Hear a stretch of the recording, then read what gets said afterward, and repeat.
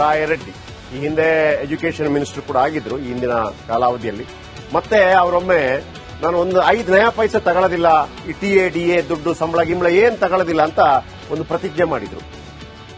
ಅದು ಬಹಳ ಪ್ರಶಂಸೆಗೆ ಪಾತ್ರವಾಯಿತು. But next election ಅಲ್ಲಿ ಸೋತೋಗ್ಬಿಟ್ರು ಅವರು. ನೆಕ್ಸ್ಟ್ ಎಲೆಕ್ಷನ್ಗೆ ಸೋತೋಗ್ಬಿಟ್ರು. ಸೋತೋದ ನಂತರ ರಿಯಂಬರ್ಸ್ಮೆಂಟ್ ಮಾಡ್ಕೊಂಡ್ರು ಆ ಎಲ್ಲ ದುಡ್ಡನ್ನ ವಾಪಸ್ ಕೊಡಿ ನನಗೆ ಅಂತ. ವೆರಿ ಇಂಟ್ರೆಸ್ಟಿಂಗ್ ಫ್ಯಾಕ್ಟರ್ ಇದು. 2013ರಲ್ಲಿ ಅವರು MLA ಆಗ್ತಾರೆ, ಮಿನಿಸ್ಟರ್ ಆಗ್ತಾರೆ. ನನಗೆ ಯಾವ ದುಡ್ಡು ಬೇಡಪ್ಪ, ನೀವು 2,000 ಕೊಡೋದು ಸಂಬಳ ಗಿಂಬಳ ಏನ್ ತಗೊಳ್ಳಲ್ಲ, 0 ದಲ್ಲಿ ಮಾಡ್ತೀನಿ ಅಂತ ಮಾಡಿದ್ರು ಕೂಡ. ಸೋತೋಗ್ಬಿಟ್ರು. ನೆಕ್ಸ್ಟ್ ಸೋತೋದ್ರ ನಂತರ ವಾಪಸ್ ತಗೊಂಡ್ರು ದುಡ್ಡು, ವಾಪಸ್ ಕೊಡಿ ನನಗೆ ಅಂತ. ನಾವು ಕೇಳಿದ್ವಿ ಅವ್ರ ಹತ್ರ, ಯಾಕೆ ಸರ್ ಅಂತೀರಿ. ಅಲ್ರಿ ತೋರಿಸ್ಬಿಟ್ರು, ಮತ್ತೆ ಯಾಕೆ ತಗೊಳ್ಳಿ ಬಿಡ್ಲಿ ನಾನು ಅಂತ ವಾಪಸ್ ತಗೊಂಡಿರ್ಲಿ. ಈ ಬಸವರಾಜ ರಾಯರೆಡ್ಡಿ ಇದಾರಲ್ಲ, ಅವರು ಹೇಳ್ತಾ ಇರೋಂಥ ಮಾತುಗಳಲ್ಲಿ ಬಹುತೇಕ ಸತ್ಯಾಂಶ ಇದೆ.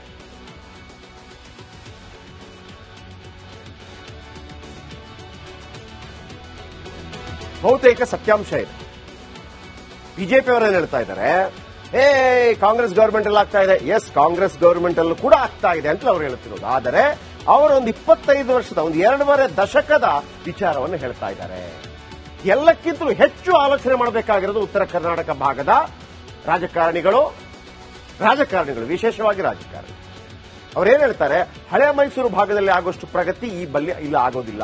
ಹಳೆ ಮೈಸೂರು ಭಾಗ ಅಂದ್ರೆ ಇಡೀ ದಕ್ಷಿಣ ಕರ್ನಾಟಕಕ್ಕೆ ಬರುತ್ತೆ. ಇಲ್ಲಿ ಇಷ್ಟೊಂದು ಭ್ರಷ್ಟಾಚಾರ ಇಲ್ಲ ಉತ್ತರ ಕರ್ನಾಟಕದಲ್ಲಿ ಇರುವ ಹಾಗೆ. ಅದರಲ್ಲೂ ಕೂಡ ವಿಶೇಷವಾಗಿ ಇಲ್ಲಿ ಕಲ್ಯಾಣ ಕರ್ನಾಟಕ. ಈ ಕಲ್ಯಾಣ ಕರ್ನಾಟಕ ಅಂದ್ರೆ ಯಾವ್ದು ಗೊತ್ತಾ ನಿಮಗೆ? ಬೀದರ್, ಕಲಬುರಗಿ, ಕೊಪ್ಪಳ, ರಾಯಚೂರು, ಯಾದಗಿರಿ, ಬಳ್ಳಾರಿ, ವಿಜಯನಗರ ಬೇರೆ ಬೇರೆ ಇತ್ತು, ಒಂದಾಗಿದೆ, ಬೇರೆ ಬೇರೆ ಆಗಿದೆ, ಮೊದಲು ಒಂದಿತ್ತು. ಇದು ಈ ಎಲ್ಲ ಜಾಗ ಇದೆಯಲ್ಲ, ಹೈದರಾಬಾದ್ ನವಾಬನ ಆಡಳಿತಕ್ಕೆ ಒಳಪಟ್ಟ ಜಾಗ. ಎಂತ ದಟ್ಟದರಿದ್ರವಾಗಿ ಅದು ಆ ಭಾಗ ಉಳಿದುಕೊಂಡ್ಬಿಟ್ಟು ಅಂತಂದ್ರೆ, ಆ ವಿಶೇಷ ಪ್ಯಾಕೇಜ್ನಿಂದ ಸ್ವಲ್ಪ ಪ್ರಯತ್ನಗಳಾಯಿತು, ಆದ್ರೂ ಕೂಡ ಆಗಲಿಲ್ಲ. ನಂಜುಂಡಪ್ಪ ವರದಿ ಅನುಷ್ಠಾನಕ್ಕಾಗಿ ಯಡಿಯೂರಪ್ಪನವರು ಕೂಡ ಒಂದು 5,000 ಕೋಟಿ 3,000 ಕೋಟಿಯನ್ನು ಕೊಡೋಕೋದು ಏನೇ ಲಾಭ ಆಗಿಲ್ಲ. ಒಬ್ಬ ರಾಜಕಾರಣಿಗೂ ಕೂಡ ಆ ಭಾಗದಲ್ಲಿರುವಂತಹ ರಾಜಕಾರಣಿಗಳಿಗೆ ಉತ್ತರ ಕರ್ನಾಟಕ ಆ ಭಾಗ ಇಂಪ್ರೂವ್ ಆಗಬೇಕು ಅಂತ ಇಲ್ಲವೇ ಇಲ್ಲ. ಮಲ್ಲಿಕಾರ್ಜುನ ಖರ್ಗೆ ಅವರಂತ ದೊಡ್ಡವರೇ ಇದ್ದಾರೆ, ಹಾಗಂತ ಪ್ರಾದೇಶಿಕ ಅಸಮತೋಲನ ಇದೆ. ನಾನು ಅಷ್ಟು ಸುಲಭವಾಗಿ ಹೇಳ್ತಾ ಇಲ್ಲ, ಫಲವತ್ತಾದ ಭೂಮಿ ಅಂತದಲ್ಲ. ಆದ್ರೆ ಉತ್ತರ ಕರ್ನಾಟಕದ ರಾಜಕಾರಣಿಗಳು ಅವರು ಅದನ್ನೇ ಹೇಳಿದ್ದು. ಅವರು ಉತ್ತರ ಕರ್ನಾಟಕದ, ಅವರೇ ಕೊಪ್ಪಳದವರು. ಅವ್ರು ಹೇಳ್ತಾರೆ, ನಮ್ಮ ರಾಜಕಾರಣಿಗಳು, ಅಧಿಕಾರಿಗಳು ಮತ್ತು ಗುತ್ತಿಗೆದಾರರು ಇವರು ಭ್ರಷ್ಟಾಚಾರಿಗಳು. ಇದು ಕೇವಲ ಕಾಂಗ್ರೆಸ್ ಗವರ್ಮೆಂಟ್ ಇಂದ ಕಳೆದ 25 ವರ್ಷಗಳಿಂದ. ಆಮೇಲೆ ನಾನು ಸಿದ್ದರಾಮಯ್ಯನವರಿಗೆ ಹೇಳಿದ್ದೀನಿ, ನಿಮ್ಮ ಹಳೆ ಮೈಸೂರು ಭಾಗ ಅಂತಂದ್ರೆ ಇದೆಲ್ಲ ಬರುತ್ತೆ, ಬಹುತೇಕ ದಕ್ಷಿಣ ಕರ್ನಾಟಕ. ಇಲ್ಲಿ ಕರಪ್ಷನ್ ಕಡಿಮೆ ಇದೆ, ನಮ್ಮಲ್ಲಿ ಜಾಸ್ತಿ ಇದೆ.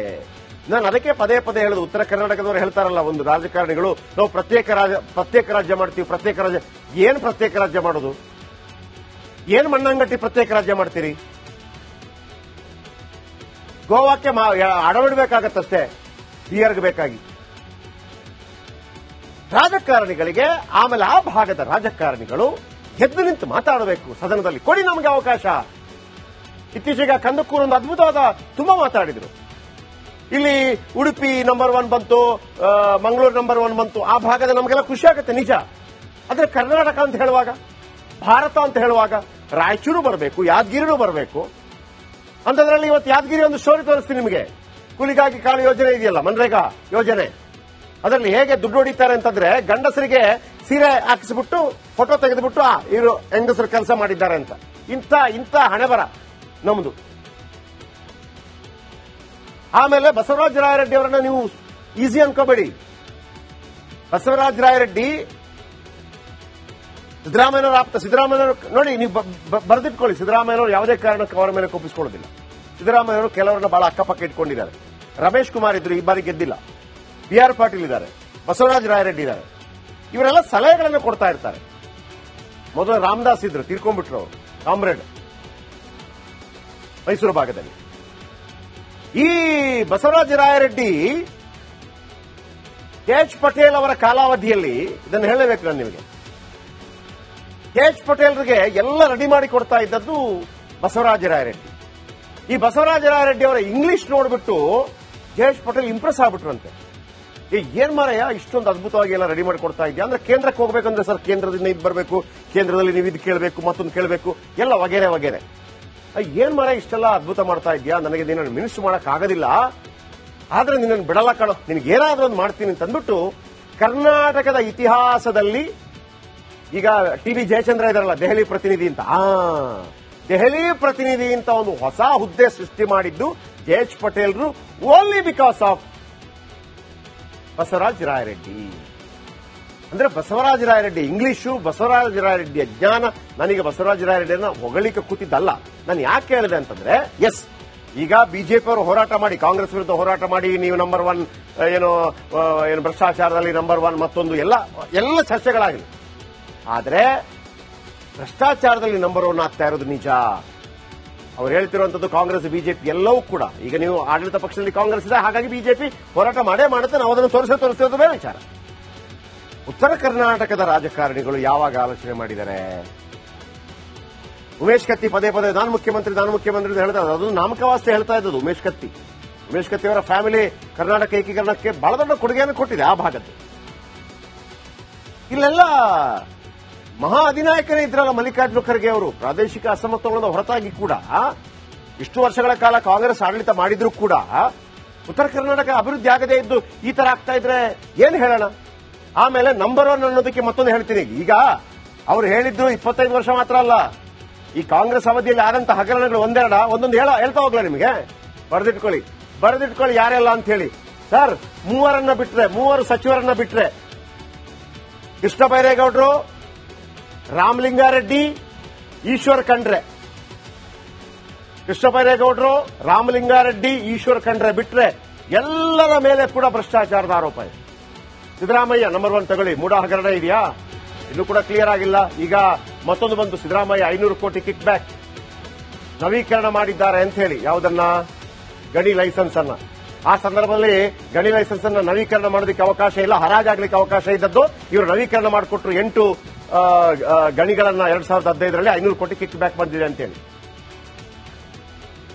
ಆಮೇಲೆ ಸಿದ್ದರಾಮಯ್ಯನವರ ಮೇಲೆ ಕೂಡ 40% ಲೂಟಿ ಆರೋಪ ಇದೆ, ಬಿಜೆಪಿ ಮಾಡ್ತಾ ಇದೆ ಆರೋಪ. ಇವರು ಬಿಜೆಪಿ ಮೇಲೆ ಮಾಡಿದ್ರು, ಮೊನ್ನೆ ಬಿಜೆಪಿ ಮೇಲೆ ಮಾಡಿದಂತ ಆರೋಪಕ್ಕೆ ಪುರಾವೆಗಳಿಲ್ಲ ಅಂತೇಳಿ ಕ್ಲೀನ್ ಚಿಟ್ ಸಿಕ್ತು, ಅದು ಬೇರೆ ವಿಚಾರ. ಭೈರತಿ ಸುರೇಶ್ ಮತ್ತೊಬ್ಬರು ಮಂತ್ರಿ, ಮುಡಾ ಹಗರಣ ಇದೆ ಅವರ ಮೇಲೆ. ನಗರಾಭಿವೃದ್ಧಿ ಸಚಿವ ಡಿ.ಕೆ. ಶಿವಕುಮಾರ್ ಅವರ ಮೇಲೆ ಅಕ್ರಮ ಆಸ್ತಿ ಗಳಿಕೆ ಪ್ರಕರಣ ಇದೆ, ಸಿಬಿಐ ಎನ್ಕ್ವೈರಿ ಆಯಿತು, ವಾಪಸ್ ತಗೊಂಡ್ರು, ಕ್ಯಾಬಿನೆಟ್ನಲ್ಲಿ ಜೈಲಿಗೆ ಹೋಗಿ ಬಂದ್ರು. ಲಕ್ಷ್ಮೀ ಹೆಬ್ಬಾಳ್ಕರ್ ಅವರ ಮೇಲೆ ಕಮಿಷನ್ ಆರೋಪ ಇದೆ, ಒಬ್ಬ ಆತ್ಮಹತ್ಯೆ ಮಾಡಿಕೊಂಡ ನೆನಪಿದೆ. ಪ್ರಿಯಾಂಕ್ ಖರ್ಗೆ ಅವರ ಮೇಲೆ ಸಿದ್ಧಾರ್ಥ ಟ್ರಸ್ಟ್ಗೆ ಸಿಎಟ್ ಸೈಟ್ ಅದನ್ನ ವಾಪಸ್ ಕೊಟ್ಟರು, ಇಂಥ ಆರೋಪ ಇದೆ. ಪಿ ನಾಗೇಂದ್ರ ಅವರ ಮೇಲೆ ಅದೇ ಜಾತಿ ವಾಲ್ಮೀಕಿ ಹಗರಣ 90 ಕೋಟಿ. ಕೆಜೆ ಜಾರ್ಜ್ ಅವರ ಮೇಲೆ ಸ್ಮಾರ್ಟ್ ಮೀಟರ್ ಸ್ಕ್ಯಾಮ್ ಹಗರಣ ಮೊನ್ನೆ ಎದ್ದು. ಆರ್.ಬಿ. ತಿಮ್ಮಾಪುರ ಅವರ ಮೇಲೆ ಅಬಕಾರಿ ಇಲಾಖೆ ಭ್ರಷ್ಟಾಚಾರ ಹಗರಣ ಆರೋಪ.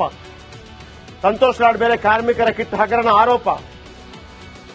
ಸಮೀರ್ ಅಹಮದ್ ಖಾನ್ ಅಕ್ರಮ ಆಸ್ತಿ ಗಳಿಕೆ ಆರೋಪ. ಚಲುವರಾಯಸ್ವಾಮಿ ಅವರ ಮೇಲೆ 50% ಆರೋಪ. ಕೆಎನ್ ರಾಜಣ್ಣ ಮೇಲೆ ಅಪೆಕ್ಸ್ ಬ್ಯಾಂಕ್ ಹಗರಣ ಆರೋಪ.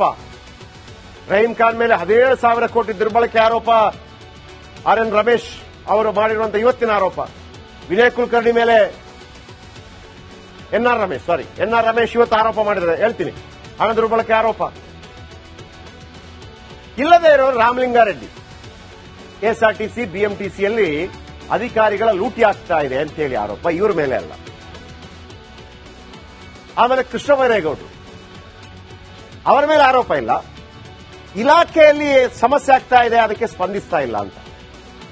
ಈಶ್ವರ್ ಖಂಡ್ರೆ ಒಂದು ಸ್ಯಾಮ್ ಪಿಟ್ರೋಡಾ ಕೇಸ್ ಬಗ್ಗೆ ಇತ್ತೀಚೆಗೆ ಎನ್ ಆರ್ ರಮೇಶ್ ಒಂದು ಸ್ಟೋರಿ ತಂದಿದ್ರು.